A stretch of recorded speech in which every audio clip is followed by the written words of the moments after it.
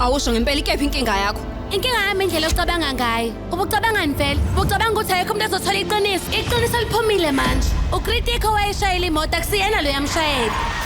Uzokwenza isiqiniseko nje sokuthi yena uyalivuma icala lakhe nokuthi nje futhi uvalelwa ngaphakathi. Sicela manje ngicela uKritika ukuthi ehambe e-station. Eyozinikela khona. Woza ngilandela. Nihambe niku.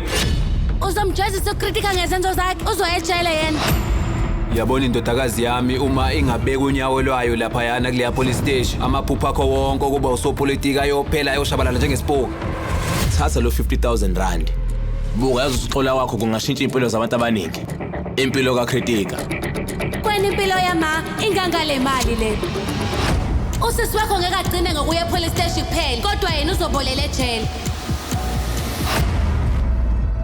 Impilo kaSumani ngomsombuluko kuze kube yisonto ngehora lesithupha ntambama kuStar Khanya.